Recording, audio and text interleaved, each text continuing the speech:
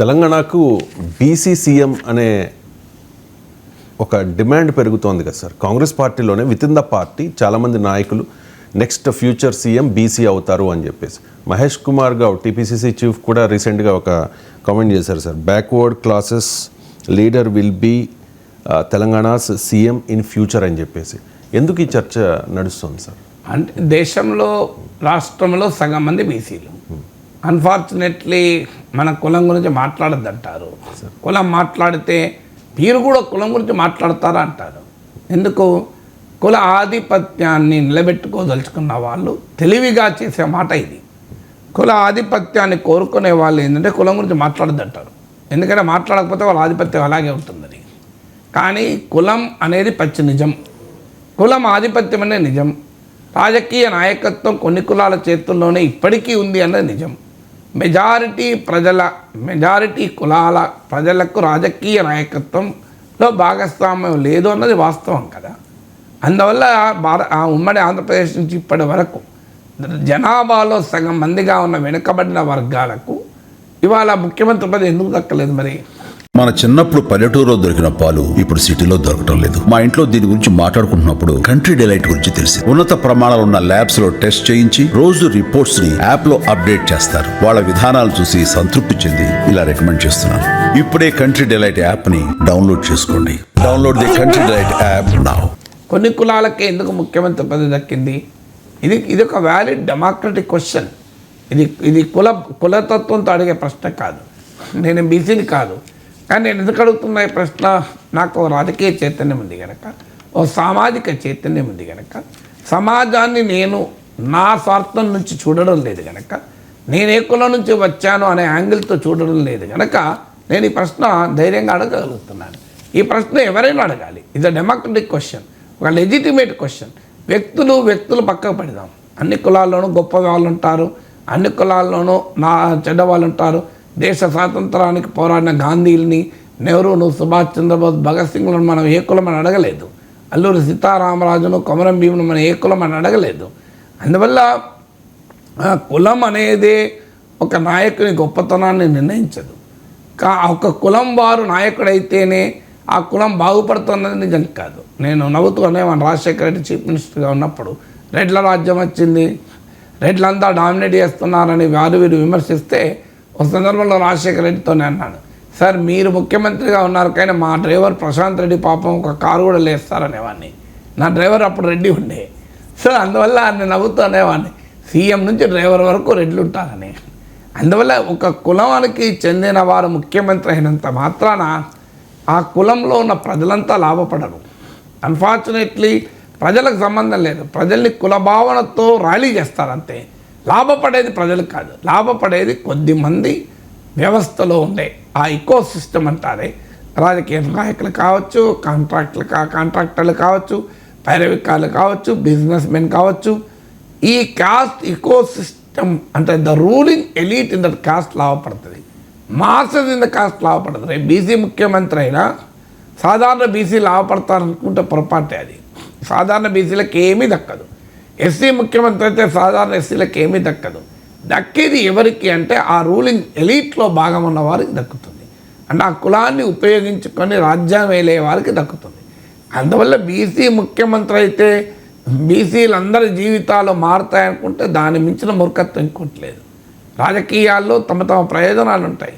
నేను ఒకరోజు శాసన మండలిలో రజకుల సంఘ బహిష్కరణ గురించి, ధోబీఘాట్ల గురించి, రజకుల సమస్యల గురించి చాలా గట్టిగా మాట్లాడాను. అన్ఫార్చునేట్లీ రజక సామాజిక వర్గానికి చెందిన మంత్రి కూడా నాకు సపోర్ట్ చేయలేదు. ఎందుకంటే మంత్రి కనుక తన ప్రభుత్వాన్ని డిఫెండ్ చేసుకోవాలి కనుక, తమ నాయకుడిని సమర్థించాలి కనుక నేను రజకుల తరఫున నేను మాట్లాడాను. రజక సామాజిక వర్గం నుంచి వచ్చిన మంత్రి మాట్లాడతలేడు. ఏ ఒక్క బీసీ నాయకుడు మాట్లాడలే మేము రజకుల సమస్యలపైన మాట్లాడినప్పుడు. అలాగే రిలయన్స్ ఎయిర్ సలూన్స్ పెడుతుంది అని వార్త వచ్చినప్పుడు, నాయి బ్రాహ్మణుల సమస్యలపైన మాట్లాడినప్పుడు విచిత్రంగా ఒక్క బీసీ మంత్రి కూడా మాకు మద్దతుగా రాలే. వచ్చింది ఒక్క బీసీ మంత్రి కూడా. ఎందుకు? వారి రాజకీయ ప్రయోజనాల ముందు తమ కులం వారైనా పట్టించుకోరు. అందువల్ల అల్టిమేట్గా కులం అనేది అన్నం పెట్టదు. కానీ సామాజికంగా చూసినప్పుడు సామాజిక reality, social reality political reality మధ్య ఎంతో కొంత సారూప్యత ఉండాలి. కానీ సమాజంలో మెజారిటీగా ఉన్న ప్రజల రాజకీయ భాగస్వామ్యం కూడా ప్రజాస్వామ్యం అవుతుంది.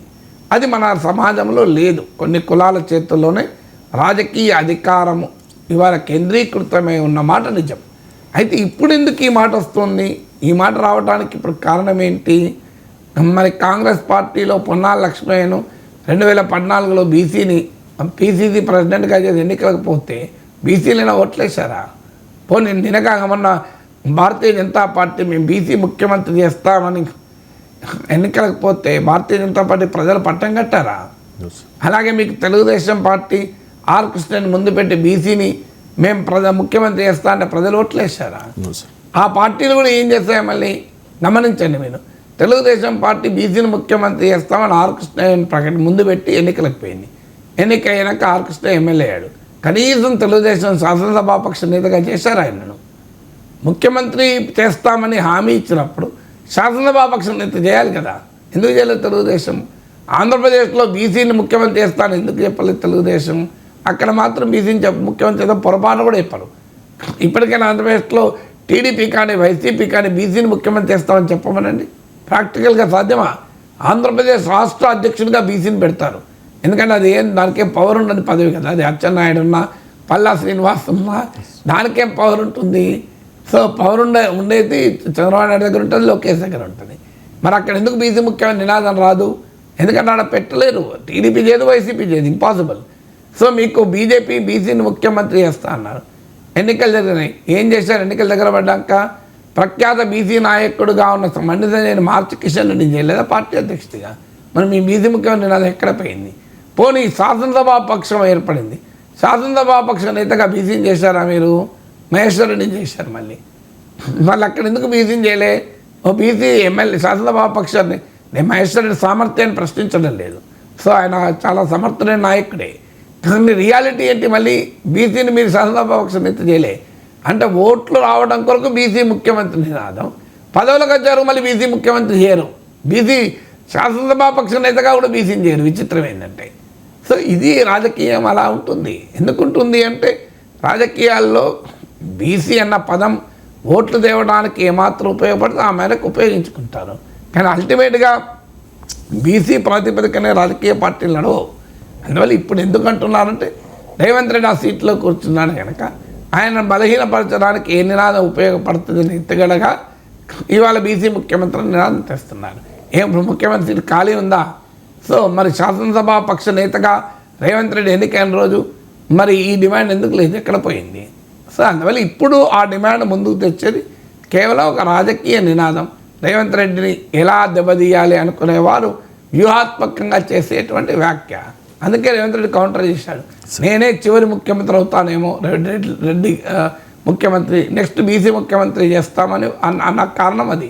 మహేష్ కుమార్ గౌడ్ కూడా అనడానికి కారణం అది. అందులో ఇవాళ బీసీల చుట్టూ రాజకీయం నడుస్తుంది. బీజేపీ బీసీ ముఖ్యమంత్రి చేస్తామంటున్నారు. 42% రిజర్వేషన్ ఇస్తామని కాంగ్రెస్ అంటోంది. ఆఖరి కవిత లాంటి వాళ్ళు కూడా బీసీ గర్జనలు పెడుతున్నారు.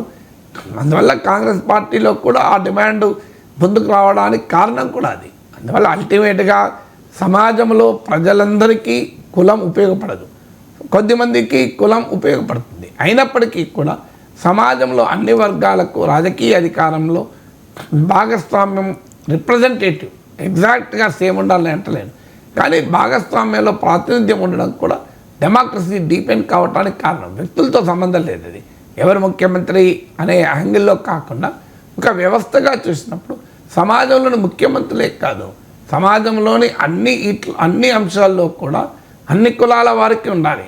మీడియా ఒక్క రెండు కులాల చేతిలో ఉండకూడదు.